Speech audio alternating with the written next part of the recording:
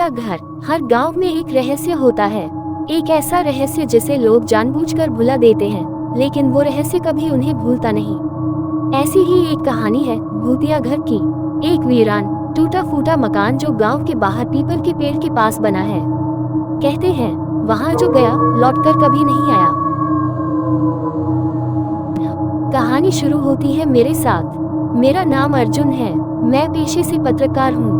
मैं उन जगहों की सच्चाई सामने लाता हूँ जो रहस्य और डर का दूसरा नाम बन चुकी हैं। इस बार मेरी मंजिल थी रायपुर गांव, जहाँ एक पुराना हवेलीनुमा घर भूतिया घर के नाम से कुख्यात था। गांव पहुंचने पर लोगों ने साफ साफ मना कर दिया कि उस घर के बारे में कुछ मत पूछो। एक बुजुर्ग ने कांपती आवाज में कहा, बाबूजी, रात के वक्त उस घर की तरफ देखने से भी पाप लगता है। कई लोग गए, कोई लौटकर नहीं आया। मुझे लगा ये सब अंधविश्वास है, पर मेरी जिज्ञासा ने मुझे चैन से बैठने नहीं दिया। रात 11 बजे मैं अकेला उस घर की तरफ रवाना हुआ। जैसे जैसे मैं उस घर के पास पहुंचा, ठंडी हवा चलने लगी। पीपल का पेड़ सिर झुकाए कुछ फुसफुसा रहा था। ऐसा लग रहा था मानो वो मुझे चेतावनी दे रहा हो। घर के दरवाजे पर मोटा ताला लटका था, लेकिन मेरी जिज्ञासा इतनी तेज थी कि मैंने खिड़की तोड़कर अंदर प्रवेश किया। अंदर गुप्पा अंधेरा था। टॉर्च की रोशनी में मकड़ी के जाले, टूटी तस्वीरें और धूल से भरे फर्श दिख रहे थे।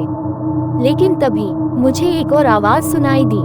क्यों आया है तू? ये आवाज इतनी ठंडी और डरावनी थी कि मेरी रीढ़ की हड्डी तक में सनसनी दौड़ गई।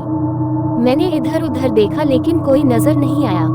मैंने खुद को संभाला और अंदर के कमरे की ओर बढ़ा।